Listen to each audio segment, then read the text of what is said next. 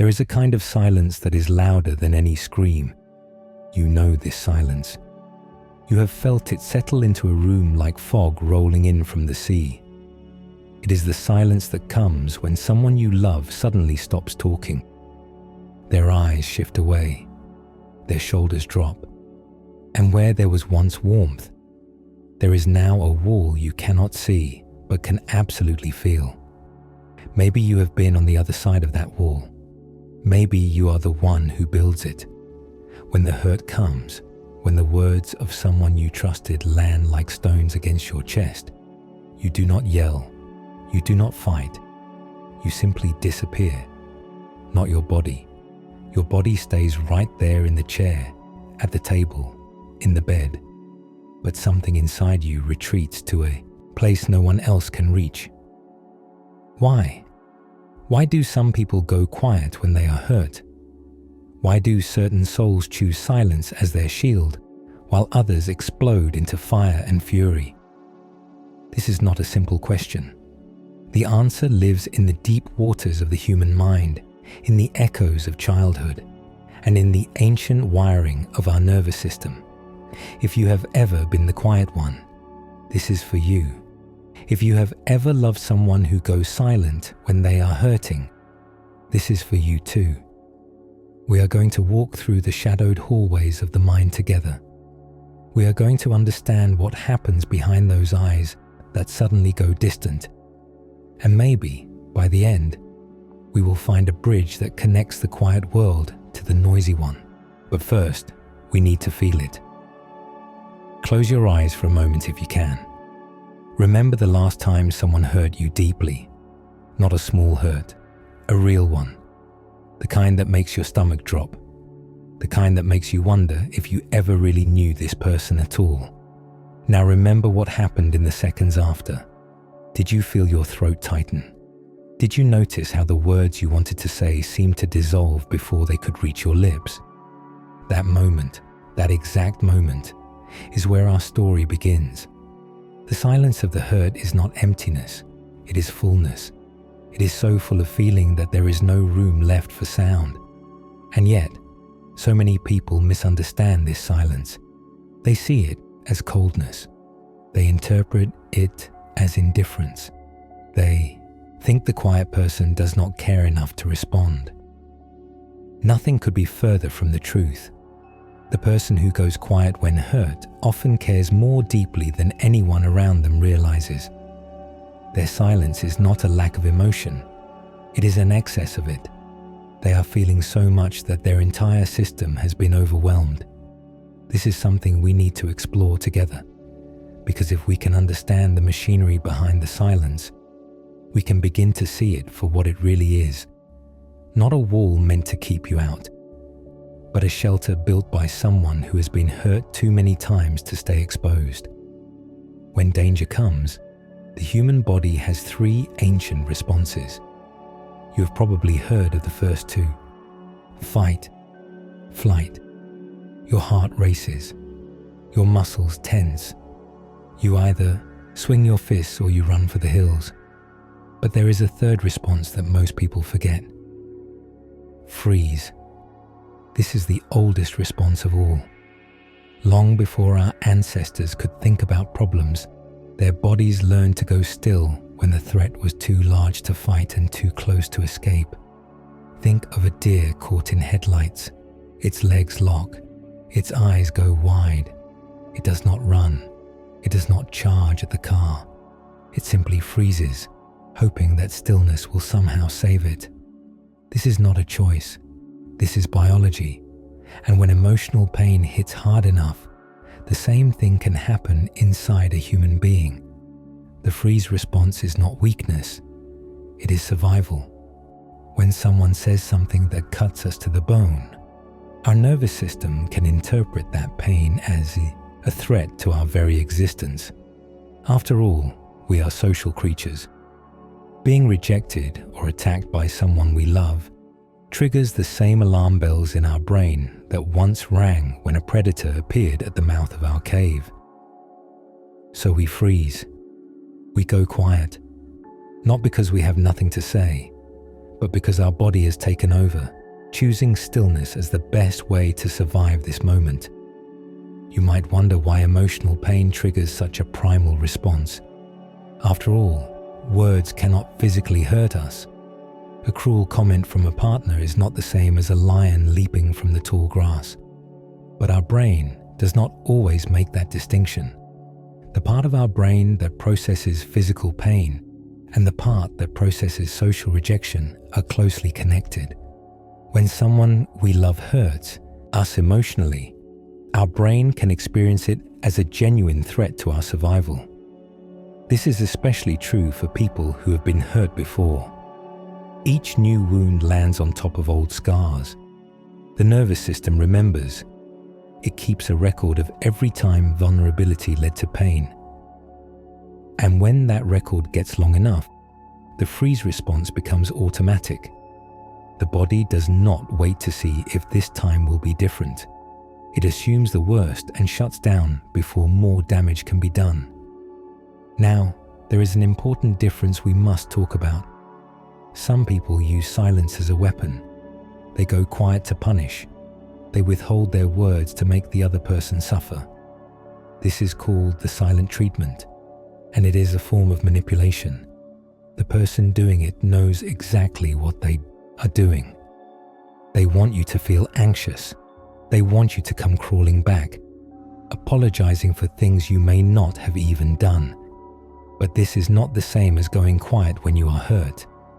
The truly hurt person who retreats into silence is not trying to control anyone. They are trying to survive. They are not thinking about how their silence affects you. They are barely thinking at all. They are simply overwhelmed. Imagine a cup filled to the very top with water. Now imagine someone pouring more water into that cup. What happens? It overflows. It cannot hold any more. This is what happens in the mind of someone who goes quiet from pain. The cup of their emotional capacity has been filled, and the pain keeps pouring in. There is nowhere for it to go. There are no words that can capture it. Language itself seems to fail. This is emotional overload, and in this state, silence is not a choice. It is the only option left. The quiet person is not ignoring you. They are drowning, and a drowning person does not have the air to call for help. There is something else about emotional overload that deserves our attention. When the pain is too much, the quiet person often experiences a strange disconnection from their own body. They might feel like they are watching themselves from somewhere outside. The world goes slightly blurry. Sounds become muffled. Time seems to slow down or speed up in confusing ways. This is called dissociation, and it is another protective mechanism the mind uses when feelings become unbearable. In this state, even if the quiet person wanted to speak, they might not be able to find themselves enough to form words. They are present, but they are also somewhere else, somewhere deep inside where the pain cannot reach them quite so sharply. This is not a conscious choice. It is the mind's emergency exit, and some people learn to find it very quickly when hurt arrives. Let us consider a narrative illustration. Imagine a child, small and eager, with bright eyes full of hope. This child lives in a house where feelings are dangerous. When this child cries, they are told to be quiet. When this child is angry, they are punished. When this child tries to explain their hurt, they are met with rolled eyes and heavy sighs. "You are too sensitive," the adults say. "Stop making such a big deal out of nothing." So this child learns. They learn that their voice does not matter. They learn that expressing pain only brings more pain. They learn that the safest thing to do is to swallow it all down and stay very, very quiet. Now imagine this child grows up. They become an adult with a job and friends and maybe a partner who loves them. But deep inside, that small child still lives. And when hurt comes, when someone they trust says something that wounds them, that inner child takes over. The adult mouth closes. The adult eyes go distant, and inside, that small child is doing exactly what they learned to do all those years ago. They are getting quiet to survive. This is the root of so much silent pain. It starts in childhood. It starts in homes where emotions were treated like problems to be silenced rather than messages to be understood. The child who is never allowed to speak their hurt becomes the adult who does not know how. The fascinating thing about these early lessons is how deeply they become wired into us. We do not consciously remember deciding that silence was safer than speech, but our nervous system remembers everything.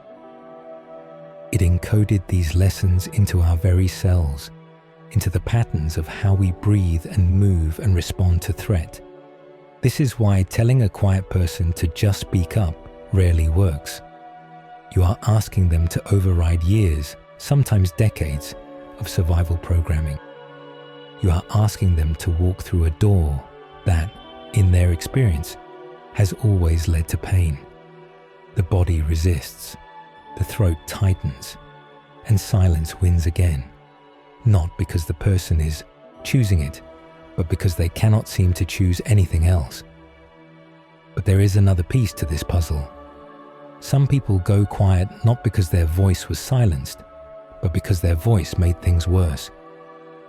Consider another illustration. A child in a home where arguments are explosions. When this child speaks up, the parent does not just dismiss them. The parent erupts. Voices rise, doors slam. Sometimes things get thrown.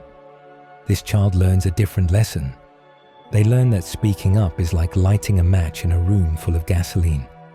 The safest thing to do is to never strike that match. This is the fear of escalation, and it follows people into adulthood like a shadow they cannot shake. When conflict arises, they do not speak because they are terrified of what might happen if they do. In their experience, words do not solve problems. Words make problems explode into something far more dangerous. So they choose silence, not because they do not care, but because they care too much. They are trying to protect the relationship, the moment, and sometimes even the other person from the fire they are sure will come if they open their mouth.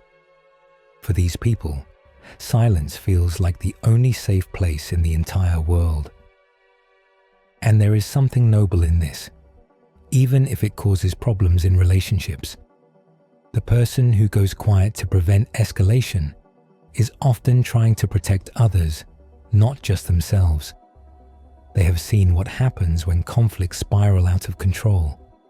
In their minds, their silence is a gift. It is their way of saying, "I will not let this conversation become a war."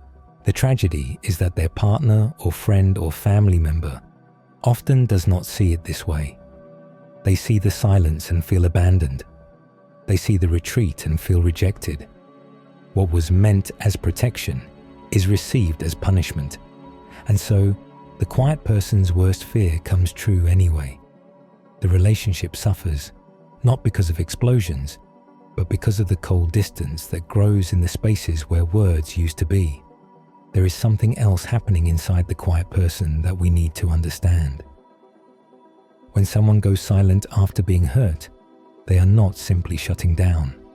Their mind is actually working overtime.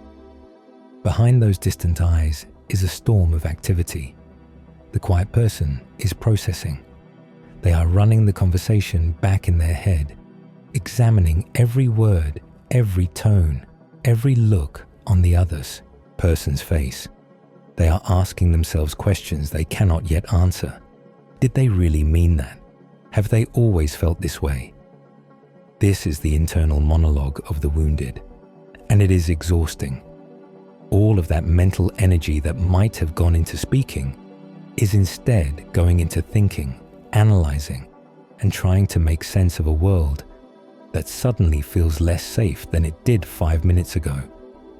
But there is something else happening too, something that might surprise you. When a person goes quiet, they often begin to see the other person more clearly than they ever have before. This is the observation phase. Without the noise of an argument, without the back and forth of raised voices and defensive words, the quiet person is watching. They are noticing things they might have missed if they were busy talking.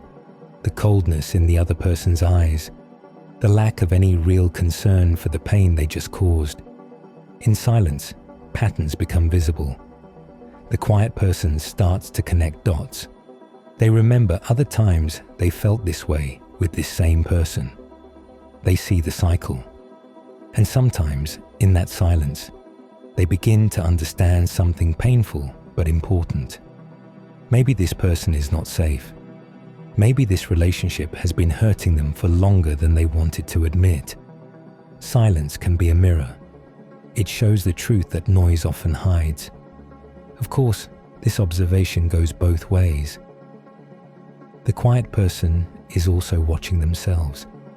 They are noticing their own reactions, their own pain, their own patterns. They are sitting with feelings they might normally try to escape.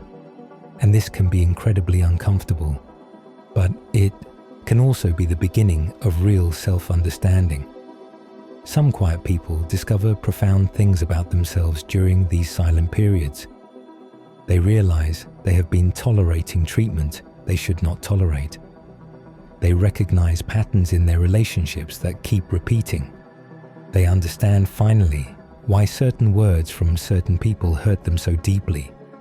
The quiet time after hurt is not wasted time. It is processing time. And for many people, it is the only way they know how to heal. Now we come to the most important part of our journey. Understanding the quiet person is valuable, but understanding alone does not build bridges. If you love someone who goes silent when they are hurt, you need to know how to reach them. And if you are the quiet one, you need to know that silence, while safe, can also become a prison. Let us start with those who love the quiet ones. The most important thing you can offer is something called psychological safety. This means creating an environment where the quiet person truly believes, that they can speak without being attacked, dismissed, or punished. This is harder than it sounds, because psychological safety is not just about what you say. It is about what you do consistently over time. You cannot tell someone it is safe to talk and then explode when they finally do. You cannot promise to listen and then interrupt with your own defense. You have to prove again and again that their voice will be met with respect. Start small. When you notice them going quiet, do not demand that they speak. Instead, say something like this: "I can see something is wrong. I want to understand. Whenever you are ready, I am here." And then give them space. Real space. Do not hover. Do not ask every 5 minutes if they are ready to talk. Let them come to you in their own time. When they do speak, listen. Really listen. Do not plan your response while they are talking. Do not look for ways to defend yourself. Just hear them. Reflect back what you heard to make sure you understood. Ask gentle questions. Thank them for trusting you with their pain. One thing that helps tremendously is to validate their feelings before you address the content of what they said. This might sound like, "That sounds really painful. I can understand why you would feel that way." These simple words tell the quiet person that their feelings are real and acceptable. Avoid the temptation to fix things immediately. The quiet person has been processing this hurt for a while now. They do not need you to solve the problem in the first 5 minutes. They need you to understand it first. Solutions can come later, when both of you have a shared understanding of what went wrong and why it hurt so much. And if you were the one who caused the hurt, own it. Apologize without making excuses. Just say, "I'm sorry. I understand why that hurt you. I will do better." These words, spoken sincerely, can begin to dissolve walls that have stood for days or even years. This is how you build a bridge to the quiet world. One safe conversation at a time. Now, for those of you who recognize yourselves in the quiet one, this part is for you. Your silence has protected you. It has gotten you through moments that might have destroyed you if you had stayed open and vulnerable. Do not be ashamed of it. It was a survival strategy, and it worked. But here is the truth you might not want to hear. Silence can protect you from pain, but it can also protect you from connection. It can keep out the bad, but it also keeps out the good. And over time, that wall you build can start to feel less like a shield and more like a cage. You deserve to be heard. Your feelings deserve to be expressed. Not every environment is safe for your voice, and you are wise to recognize that. But if you have found someone who is trying to create safety for you, someone who is patient and kind and genuinely wants to understand, consider taking a small risk. You do not have to share everything at once. You do not have to become someone who talks about every feeling the moment it arises. That is not who you are, and that is okay. But maybe, just maybe, you can let one word slip through the wall, then another, then a sentence. Healing does not mean becoming loud. It means becoming free. Free to choose silence when it serves you, and free to choose words when they serve you too. Here is something that might help. When you feel the silence taking over, try to notice it. Just notice. You do not have to fight it or force yourself to speak. But awareness is the first step. You might say to yourself, "Oh, there it is. I am going quiet because I am hurt." This small act of recognition creates a tiny gap between you and the automatic response. And in that gap, choice becomes possible. Another thing that can help is writing. Many quiet people find it easier to express their feelings on paper than through their voice. The page does not interrupt. It does not get defensive. It simply receives whatever you give it. Try writing a letter to the person who hurt you, even if you never send it. The act of putting words to pain can release some of its pressure. The quiet person carries a weight that others often cannot see. They hold their pain inside because they have learned that the outside world is not always kind to pain. They retreat because they have been burned by the fire of conflict. They freeze because their nervous system is trying to keep them alive. But there is something beautiful in the quiet ones too. They are often the deepest feelers. They notice things others miss. They think before they speak, which means when they do speak, their words carry weight. They have rich inner lives full of thought and reflection and meaning. If you are quiet when you are hurt, know this: your silence is not a flaw. It is a response. It is a response to a world that was not always gentle with your heart. And while you may want to learn new responses, new ways of being, you do not have to hate the old ones. They got you here. They kept you safe. And if you love someone who goes quiet, know this: silence is not about you. It is not rejection. It is not punishment. It is the sound of someone trying to survive a storm inside their own mind.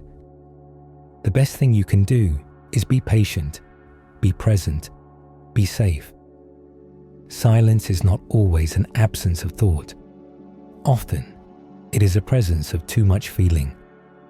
The quiet person is not empty. They are so full that words cannot contain it all. And in that fullness, in that heavy, aching silence, there is something worth understanding. There is a human being asking, in the only way they know how, to be seen without having to speak. So the next time someone you love goes quiet, do not rush to fill the space with noise. Do not demand explanations or push for words. Instead, sit with them in the silence. Let them know, through your presence and your patience, that they are not alone. Because sometimes the greatest gift we can give another person is not our words. It is our willingness to be with them in the spaces where words fail. And in that shared silence, something profound can happen. Two people can finally understand each other, not through what is said, but through what is felt. That is the psychology of the quiet ones. That is the hidden language of those who go silent when they are hurt. And now that you understand it, you hold a key that can unlock doors that have been closed for years, a key that can turn silence from a prison into a passage. Use it gently, use it wisely, and always remember that every quiet person you meet is carrying a deep story they have not yet found the words to tell. Maybe, with your help, they will.